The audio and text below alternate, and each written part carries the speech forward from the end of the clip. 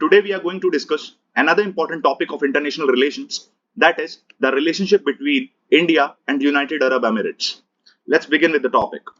In today's video, we are going to discuss first historical ties कैसे रहे हैं India और यूएई के, हिस्टोरिकली किस तरीके से हमारे रिलेशनशिप डेवलप हुए हैं, किस तरीके से इवॉल्व हुए हैं, एंड क्या सिग्निफिकेंस है यूएई का इंडिया के लिए, किस तरीके से यूएई बेनिफिशियरी है इंडिया के लिए, किस तरीके से एडवांटेजियस है, वो भी इस वीडियो में डिस्कस करेंगे। ट्रेड डिप्लोमेटिक पर्सपेक्टिव से भी हमें डिस्कस करना है कि यूएई का क्या रेलेवेंस है, क्या सिग्निफिकेंस है, क्या एडवांटेजेस हैं जो हमें ट्रेड रिलेशंस में देखने को मिलती हैं, किस पर्सपेक्टिव पे ट्रेड रिलेशनशिप हमारा रन कर रहा है यूएई के साथ, वो भी इस वीडियो में हमें देखना है।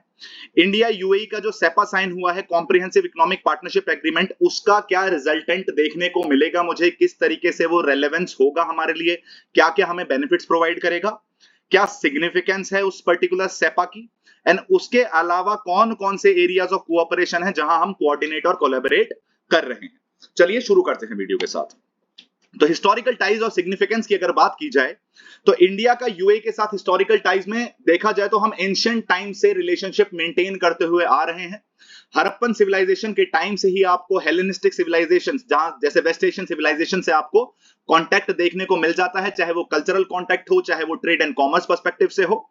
तो हमारे जो यूएई और इंडिया के जो टाइज हैं उन्हें सिविलाइजेशनल टाइज कहा जा सकता है, और ये रिलेशनशिप जो है ये नर्चर की गई है by the civilisational ties. UAE को अगर एक की पार्टनर की तरह देखा जाए स्पेसिफिकली, तो वो एनर्जी सिक्योरिटी में एक मेजर रोल प्ले करता है, वेस्ट एशिया का पार्ट है, हमारा मेजॉरिटी ऑफ द जो एनर्जी सिक्योरिटी का पर्सपेक्टिव है वो वेस्ट एशिया ही फुलफिल करता है, तो यूएई भी उसमें एक इंपॉर्टेंट रोल प्ले कर रहा है। अदर देन दैट यूएई एक इंपॉर्टेंट पार्टनर की तरह इमर्ज हुआ है। अगर मैं इंफ्रास्ट्रक्चरल ग्रोथ की बात करूं इंडिया में, तो जो फॉरेन डायरेक्ट इन्वेस्टमेंट आ रहा है यूएई से वो काफी ज्यादा हेल्पफुल है इंडिया के लिए, इंडिया के इंफ्रास्ट्रक्चरल ग्रोथ के लिए। Other than that around 30% of UAE population is Indian diaspora.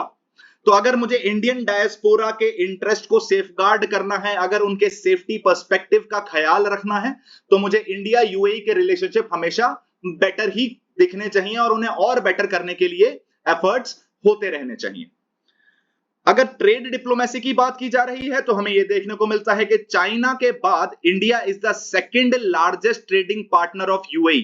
मतलब यूएई जिनके साथ सबसे ज्यादा ट्रेड करता है उसमें इंडिया सेकंड नंबर पे स्टैंड कर रहा है। तो यूएई पर्सपेक्टिव से India is also very very important, specifically in the trade perspective. 2004 के अंदर इंडिया और यूएई ने साइन किया था फ्री ट्रेड एग्रीमेंट, जिसके बाद हमारा जो ट्रेड देखने को मिलता है वो मल्टीफोल्ड राइज हो गया है। 2000 के अंदर हमारा जो ट्रेड की जो टोटल वैल्यू थी दैट वाज अराउंड $4 बिलियन, लेकिन 2022 में ये वैल्यू राइज हो चुकी है टू अराउंड $70 बिलियन।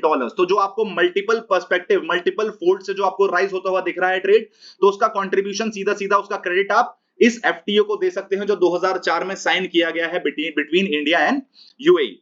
आज की डेट में यूएई एफडीआई जो प्रोवाइड कर रहा है इंडिया को, उसकी करंट वैल्यू स्टैंड करती है अराउंड $12 बिलियन, और पिछले कई सालों से UAE has been providing foreign direct investment to India, और ये इवेंचुअली ईयर आफ्टर ईयर बढ़ ही रहा है। तो उस पर्सपेक्टिव से ही यूएई काफी ज्यादा इंपॉर्टेंट है इंडिया के लिए।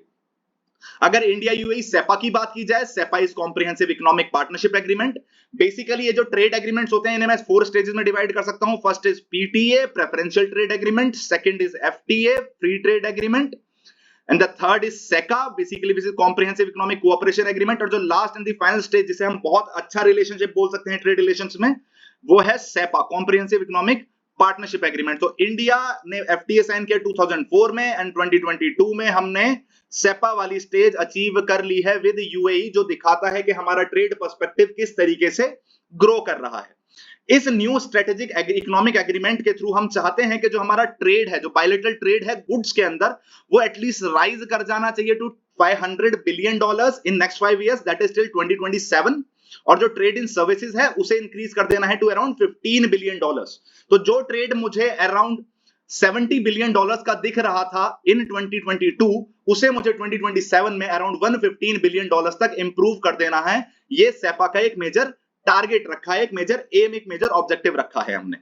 जो इंडियन सर्विस प्रोवाइडर हैं, जैसे आप जानते हैं कि इंडिया की जो सर्विस इंडस्ट्री है that has been known for its work throughout the world, एक रेनोन्ड इंडस्ट्री है।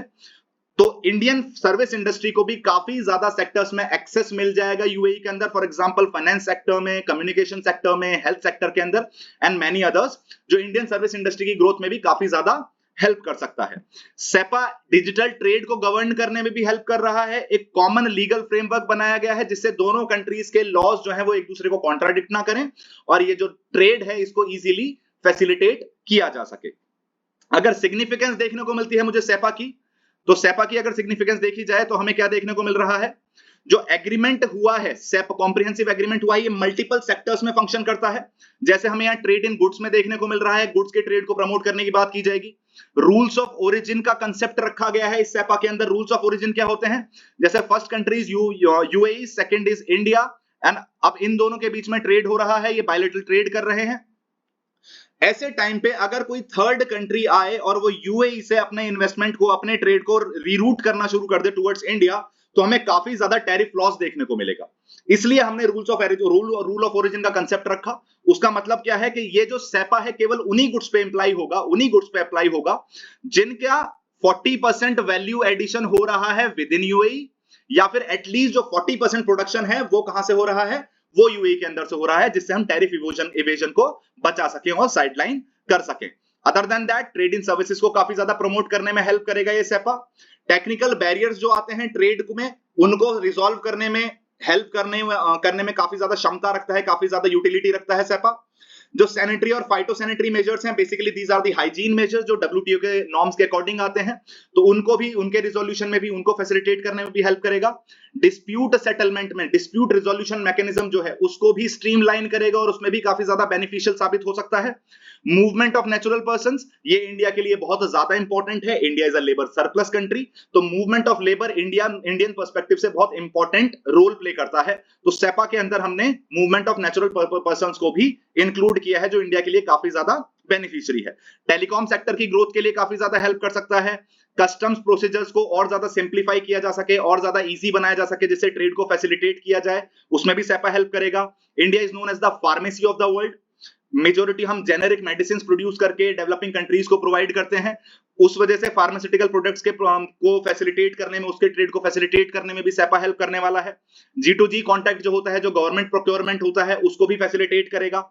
जो इंटेलेक्चुअल प्रॉपर्टी राइट्स हैं या फिर जो इन्वेस्टमेंट पर्सपेक्टिव है, उसको भी सेफगार्ड करने में, उसको भी स्ट्रीमलाइन करने में ये सेपा हेल्प कर सकता है। जैसे ट्रेडमार्क हो गया, कॉपीराइट हो गया, इन सब को फैसिलिटेट, ज्योग्राफिकल इंडिकेशन हो गया, इन सब में भी हमारा सेपा इन दोनों कंट्रीज को हेल्प करेगा और ज्यादा क्लोज लाने में। इन सब के अलावा डिजिटल ट्रेड और कोऑपरेशन में भी काफी ज्यादा हेल्प देखने को मिल सकती है आपको इस सेपा के थ्रू। अगर अदर एरियाज ऑफ कोऑपरेशन देखे जाएं तो एक ग्रुपिंग है जिसको हम बोलते हैं I2U2 ग्रुपिंग, मतलब India Israel that is I2 and UAE US that is U2। इस I2U2 ग्रुपिंग को बोला जाता है वेस्टर्न क्वाड। बेसिकली पर्सपेक्टिव ये है कि इजराइल को और ज्यादा एसिमिलेट किया जा सके with the western Asian Nations, जिससे जो रीजन है उसमें थोड़ा सा पीस डेवलप किया जा सके। Energy security, food security, clean energy perspective पे काम किया जाएगा, सिक्योरिटी पर्सपेक्टिव पे काम किया जाएगा। तो मैं ये बोल सकता हूं ये जो ग्रुपिंग है ये मल्टी पर्सपेक्टिव पे काम कर रही है, मल्टी सेक्टर्स में काम कर रही है, तो काफी ज्यादा रेलेवेंट है और इंडिया की स्ट्रेटेजिक प्रेजेंस, इंडिया को एक एक्टिव रोल देने में वेस्ट एशिया के अंदर वो एक सिग्निफिकेंट प्लेयर की तरह एक्ट कर सकती है। अदर देन दैट, यूएई के साथ अच्छे रिलेशंस हमें हेल्प कर सकते हैं इस्लामिक रेडिकलिज्म को कंट्रोल और रेस्ट्रिक्ट करने में। इंडिया के अंदर वेस्ट एशिया का पार्ट है यूएई, आईएसआईएस, अल कायदा का इन्फ्लुएंस मुझे वहां देखने को मिलता है। इस्लामिक रेडिकलिज्म सबसे ज्यादा मुझे डोमिनेट वेस्ट एशिया में करता हुआ दिखता है। तो अगर मैं यूएई के साथ रिलेशनशिप अच्छे रखता हूं तो शायद इस्लामिक रेडिकलिज्म को इंडिया में भी कंट्रोल किया जा सकता है, एक सर्टेन हेल्प तो प्रोवाइड की ही जा सकती है।